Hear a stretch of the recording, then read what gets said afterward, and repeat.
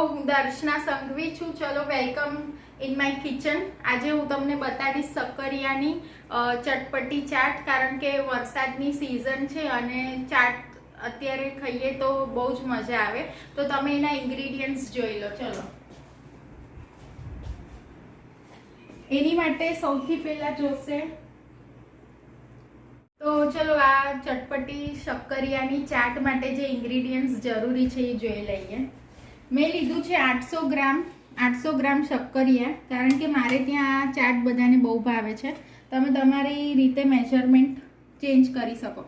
પછી જોશે લસણ છીણેલું, લસણ 2 ટેબલસ્પૂન, મરી પાવડર 1 ટેબલસ્પૂન, સંચળ 1 ટેબલસ્પૂન, મીઠું સ્વાદ અનુસાર, ફુદીનો જોશે 2 થી 3 મોટા ચમચા, કોથમીર જોશે 4 થી 5 મોટા ચમચા, અને આ જે છે ગળી ચટણી એ જ લગભગ એક વાટકા જેટલી ગળી ચટણી જોશે. અને આમાં જે ગળી ચટણી આપણે યુઝ કરીએ છીએ એને ખજૂર, ગોળ અને આમલી એનાથી મેં બનાવી છે. એટલે કે ખજૂર લેવાની 500 ગ્રામ, ગોળ લેવાનો 200 ગ્રામ અને આમલી લેવાની 150 ગ્રામ જેટલી. અને પછી એને પ્રેશર કુક કરીને એને ચર્ન કરીને એમાં બધા મસાલા કરવાના, લાલ મરચું પાવડર, ધાણા જીરું અને મીઠું સ્વાદ અનુસાર, અને પછી એને ગાળવાની. આ ચટણી આ ગળી ચટણી જ આ ચાટમાં સારી લાગશે. જો તમે બહારથી રેડીમેડ આમલીની ચટણી ગોળની લાવશો, ગોળ આમલીની, તો એ આમાં સારી નહીં લાગે. પછી આમાં જોશે ગાર્નિશિંગ માટે આવી રીતે ઓનિયનના રાઉન્ડલ્સ, તેલ જોશે. પછી જોશે આવી રીતે રેડ ચીલી ફ્લેક્સ. હું કેયાનું લઉં છું, તમારે જે રેડ ચીલી ફ્લેક્સ લેવા હોય તમે લઈ શકો છો, 2 ટેબલસ્પૂન. અને પછી આ ચાટમાં આપણે ધુંગાર કરવાનો છે, એટલે આવી રીતે તમે એક કોલસાનો પીસ લઈ લેજો, બરાબર. અને આપણે સાથે સાથે ધુંગાર કરશું ને પછી આ ચાટને ગ્રીલ કરશું, તો આવી રીતે તમે એક ગ્રીલર લઈ લેજો. આમાં હું ગ્રીલ કરીશ, અને જો તમારી પાસે ગ્રીલર ના હોય તો પછી તમે એક તવા પર પણ આને ગોલ્ડન બ્રાઉન બેવ બાજુ સોટે કરી શકો ધુંગાર કર્યા પછી. તો ચલો હવે આપણે રેસીપી સ્ટાર્ટ કરી દઈએ. હવે આ શક્કરિયાનું ચાટ બનાવવા માટે આપણે છે ને આવી રીતે શક્કરિયાની ટોપ અને બોટમ કાઢી લીધી. અને આની માટે તમે જ્યારે પણ આ ચાટ બનાવો તમે છે ને શક્કરિયાને એક સીટીએ પ્રેશર કુક અમુક લોકો કરે છે, એવી રીતે નહીં કરતા. તમારે આને આવી રીતે પાણીમાં બહાર ઓપનમાં જ બોઇલ કરવાનું, 80% સુધી કૂક કરી લેવાના. પછી એની સ્કિન પીલ કરવાની અને પછી શક્કરિયાને બી રાઉન્ડલ્સમાં એટલે સ્લાઇસીસ કટ કરવાની. તો હવે હું એને બહાર આવી રીતે બોઇલ કરી લઉં.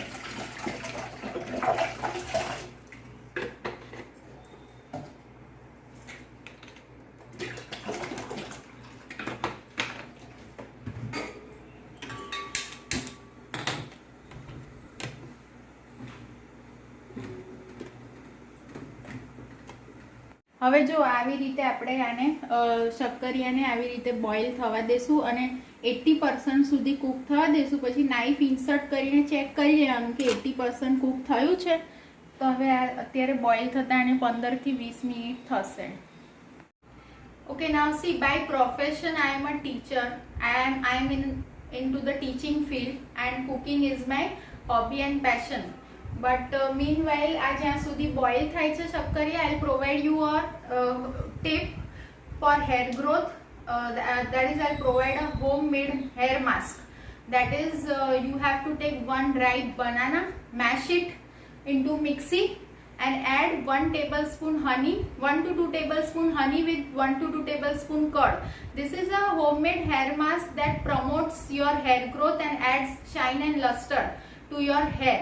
You have to apply it into the to the scalp as well as your hair length and your hair, and it has moisturizing and nourishing properties. This homemade hair mask has these properties, and you have to keep it for half an hour around. And you have to keep it for half an hour around, and then you have to wash your hair with any of the shampoos that are suitable to you. હવે હું આ ચાટ આજે શક્કરિયા ચાટ બનાવું છું, તંદૂરી શક્કરિયા ચાટ. તમે અગર ઈચ્છો તો શક્કરિયાને બટેટા સાથે પણ રિપ્લેસ કરી શકો અને સેમ રેસીપી ને સેમ મેથડ અને જો તમને બટેટા સાથે બી ના ગમતું હોય તો તમે કોલીફ્લાવર, બ્રોકલી અને પનીર આ ત્રણનું પણ મિક્સચર યુઝ કરીને આ જ ચાટ બનાવી શકો છો. હવે જો આ શક્કરિયા 80% કૂક થઈ ગયા છે તો હું તમને બતાડી દઉં. 80% કૂક થઈ ગયા છે, મેં બહાર લઈ લીધા છે અને હવે હું એને ઠારી દઈશ. રૂમ ટેમ્પરેચર પર આવશે પછી હું એની સ્કિન પીલ કરીશ અને પછી એને રાઉન્ડલ્સમાં સ્લાઇસીસમાં કટ કરીશ. આ જો મેં આવી રીતે બહાર કાઢી લીધા છે. શક્કરિયા 80% કૂક થઈ ગયા છે.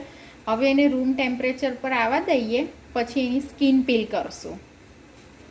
તો જો હવે આવી રીતે મેં સ્લાઇસીસ શક્કરિયાની સ્કિન પીલ કરી અને પછી આવી રીતે સ્લાઇસીસ કરી લીધી. આ 80% કૂક છે અત્યારે. હવે આપણે ચાટ બનાવશું, બરાબર. અને જ્યારે હું ચાટનું મિક્સિંગ કરીશ ને ત્યારે જ હું આ કોલસાનો ટુકડો ગરમ કરવા મૂકી દઈશ, કારણ કે આપણે ધુંગાર પણ કરવાનો.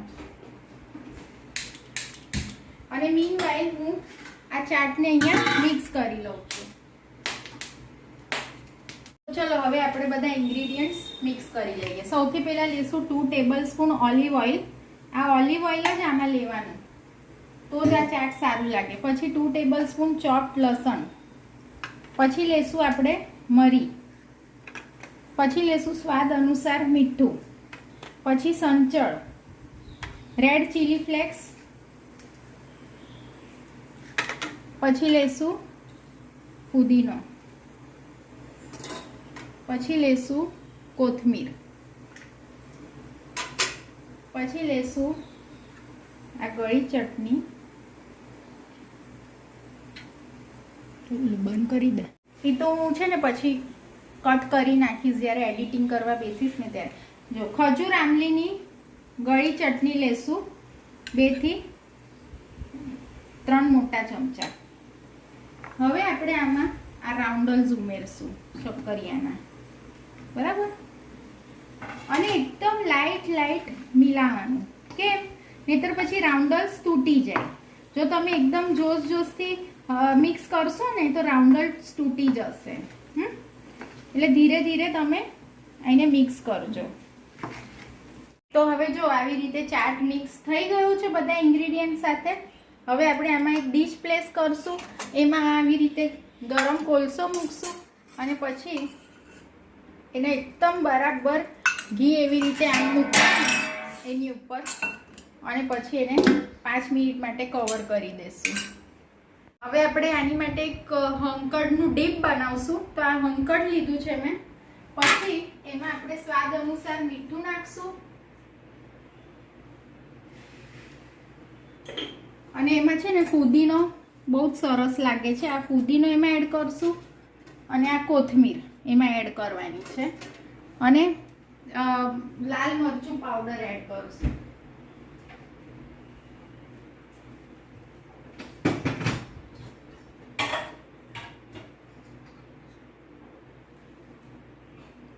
મરચું પાવડર 1 ટેબલસ્પૂન, મરી પાવડર 1/2 ટેબલસ્પૂન નાખીને અને આ ડીપને મિક્સ કરી લઈએ. આ ચાટ સાથે તમારે આ હંકડનું ડીપ ખાવાનું બહુ સરસ લાગે. અને જો મીનવાઇલ આને ધુંગાર ચાલી રહ્યો છે, તમે જોઈ શકો છો. ઠીક છે. તો જો હવે આવી રીતે આપણે હંકડ ડીપને સર્વિંગ બાઉલમાં ટ્રાન્સફર કરી લેશું, જે મેં હમણાં બનાવ્યું ને તમારી સામે.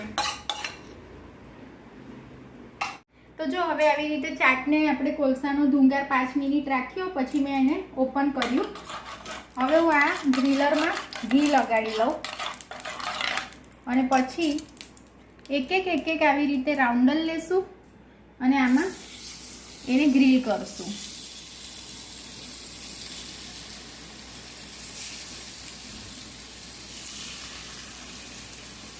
મિનિટ ગ્રીલ કરશું, એથી વધારે નહીં.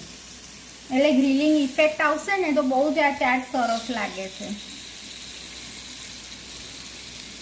તો જો હવે આપણે 5 મિનિટ ગ્રીલ કર્યું છે.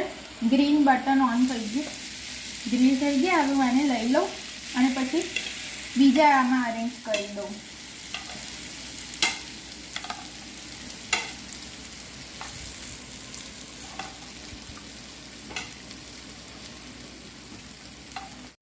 તો હવે આપણે આ સ્લાઇસીસ સર્વિંગ ડીશમાં અરેન્જ કરી લઈએ અને એને આ ઓનિયનના રાઉન્ડર્સથી ગાર્નિશ કરશું.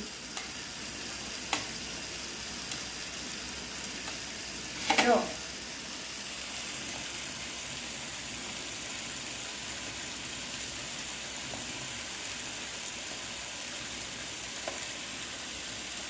ત્યાં સુધી બીજા મારા શક્કરિયા ગ્રીલ થાય છે. અહીંયા જો ત્યાં સુધી બીજા ગ્રીલ થાય છે.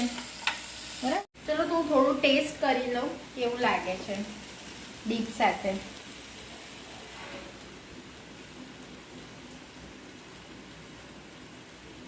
બહુ મસ્ત લાગે. તમે તમારા ઘરે ભૂલ્યા વગર ટ્રાય કરજો આ રેસીપી. તો જો આવી રીતે હવે આ ચાટ આખું ગ્રીલ થઈ ગયું છે અને હવે આપણે આને કાંદાના રાઉન્ડલ્સથી આવી રીતે ગોળ ફરતા ગાર્નિશ કરી લેશું. અને તમે ઈચ્છો તો આમાં તમે દાડમ પણ એડ કરી શકો છો, પણ મને દાડમ નથી ભાવતું તો હું દાડમ એડ નથી કરતી. બંધ કરી દે. તો આ છે મારું તંદૂરી શક્કરિયા ચાટ જે રેડી થઈ ગયું છે.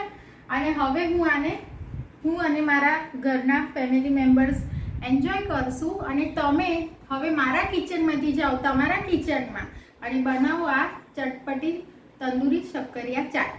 By, have a nice day. By.